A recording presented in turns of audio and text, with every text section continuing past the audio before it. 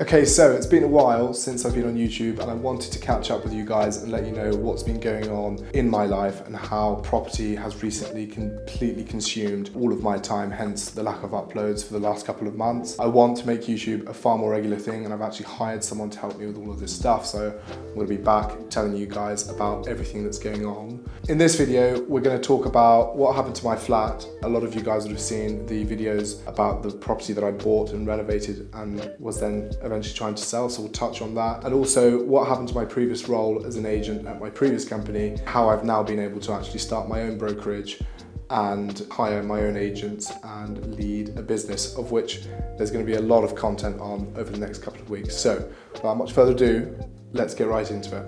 But just before we jump in, make sure to hit the like button and turn on the notification bell. I'm going to be uploading a hell of a lot now, so I'd love for you guys to be alerted as soon as I do. It helps me out in the algorithm as well, so any support is greatly appreciated. And make sure you stick around right until the end, where I'll reveal how we've been getting on as a new brokerage, how many listings we have, how many deals we've done, and all of that sort of juicy information. So make sure you stick around right until the end to find out a bit more. Okay, so the flat situation turned out to be absolutely bonkers. I'm going to put a few images and videos up on the screen of what the flat was like when I bought it and before I renovated it, and some afters for you guys to see as well. As you can see, it was a completely rundown flat with, well, no life whatsoever, and I changed it into a 2-bed with an open plan kitchen reception concept, obviously interior designed and then staged, ready to be sold. So all of that side of things went quite well, and actually I really enjoyed the whole renovating process and learning about different costs, and you know, there's definitely things that I've taken away from it that I'll bear in mind moving forwards. But what happened next after I did the renovation, I could have never predicted, to be completely honest with you. It was an absolute nightmare to get the property sold. The freeholder or the landlord did anything in his power to try and ruin the sale. I found a buyer at the full asking price, which then had to pull out because of how difficult he was making the whole transaction, and I'm talking about the freeholder here. And after that we found another buyer that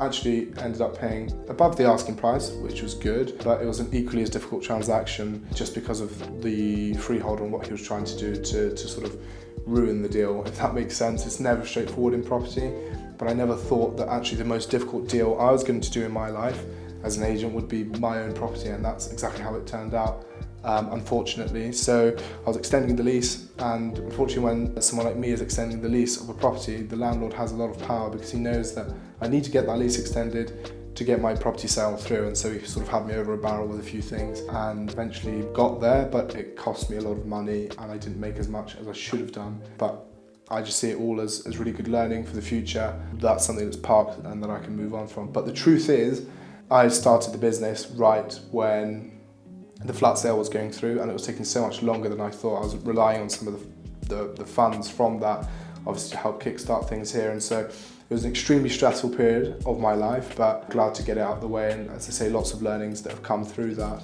Yeah, let me know guys in the comments whether you want me to do a separate video on exactly what went wrong with that property sale and what I learned through it. But ultimately, I just wanted to update all of you that watched the first few episodes about that actually it's all over now.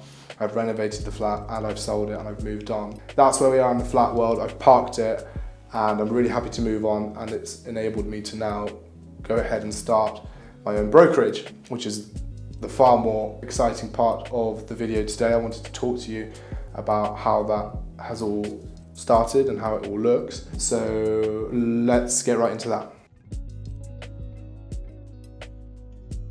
Okay, so the brokerage, the most exciting thing that I've done since moving to London. Those of you that have been with me right from the start will know that I've always wanted to start my own agency. I'm now very happy to be in a position to do exactly that.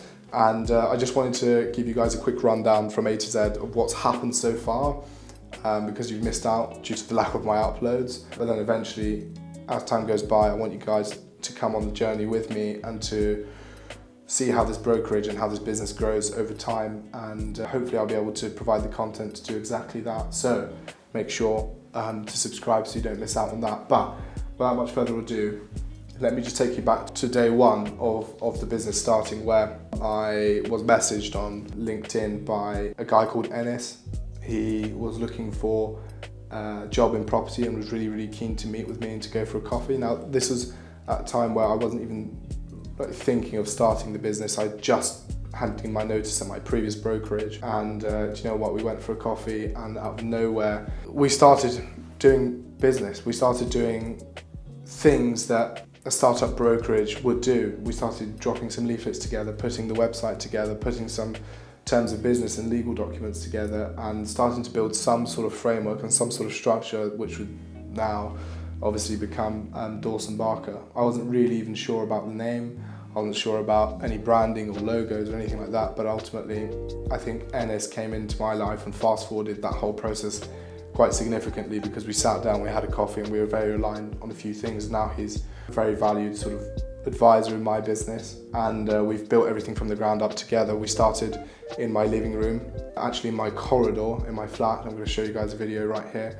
That's where we started doing some work in coffee shops and just dropping handwritten notes everywhere and trying to get the first listing without even having a website or anything like that. And then eventually, over time, we managed to secure a very, very small office space on Westbourne Grove, which I'm going to show you here again, which was a really, really positive first step for us. We opened that on the 1st of July, and that's where we really started turning up every day as if it was a full-time job, working on the business and getting everything started.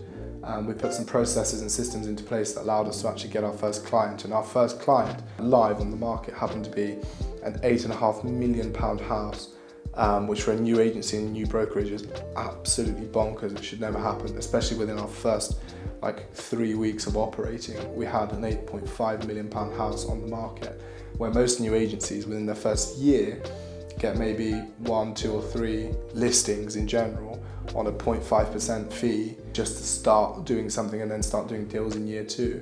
We managed to somehow really fast forward that, and within the first few weeks have our first client at £8.5 million, and that was surreal. And that's when we knew that actually what we were pitching and what we were trying to do could potentially work, and it started to become very real for us. And so the next couple of months we spent working extremely hard in that office to bring on new instructions and new clients, and everything started rolling quite nicely for us. And actually the biggest listing we've got to date is a super prime house that's off market that I got through dropping a handwritten note to a lady's house, and it turns out that she was Polish, right?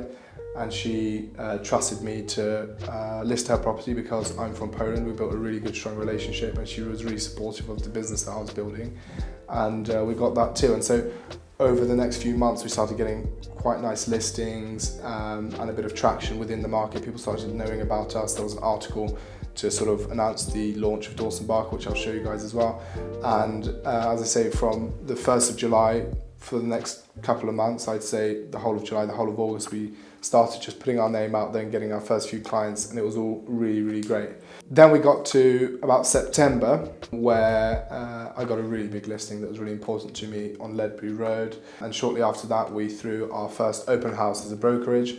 Ennis and I travelled to the other side of London to pick up a sign for it, and that's when we really, really launched the brand to some of the other agents. We invited the best agents in London and the neighbours of that property and a few buyers and clients to come and join us to celebrate the start of the business and also try and sell the house on Ledbury Road. And that was an awesome event that really put us on the map and got things off the ground. Since then, things have accelerated even more, and we now have about 20 listings. And we've moved into a brand new office space, again, which I'll put on the screen for you guys to see. And I now have a team of about 6 or 7, including the head of digital who sat behind here recording the video. And we have agents now bringing on listings, doing viewings, getting offers. We've got deals under offer in the pipeline, and it's all becoming a real business and a real machine that's starting to run quite nicely. So to get from the 1st of July, where we first moved into that tiny little box and having one listing, to literally now is the 6th of November, 4 months later, being here with this team and deals, properties under offer, money being made, is crazy, I think. No agency really ever does it in this sort of speed, and look, it could still all go wrong, but ultimately I'm really proud of what we've been able to achieve so far, and it's been a lot of hard work, and there's a lot of hard work ahead, of course, but it's just been such a surreal experience from A to Z so far to be able to launch this and do all of this stuff. I don't want to ramble at you guys for too long. I think that gives you a good background of what I've been up to in the last couple of months and why I haven't been active on YouTube for a long time. Property has completely consumed my life, and I've managed to renovate my flat, sell it, leave my previous brokerage, start my own brokerage, hire 6 people, list new properties to now be where I am today, where I'm able to now come back and share the whole journey with you guys. And we will be, from now on, posting on YouTube twice a week, and I give you my word that that's exactly what we're going to be doing on a Wednesday and a Sunday, with the Sundays being slightly more fun, a bit of a vlog style video. So if you're interested in that, obviously make sure to subscribe and turn on your notification bell, because we will be posting all sorts of fun content tracking the progress of me as an agent and Dawson Barker as an agency in general. Without much further ado, I'll see you guys next time.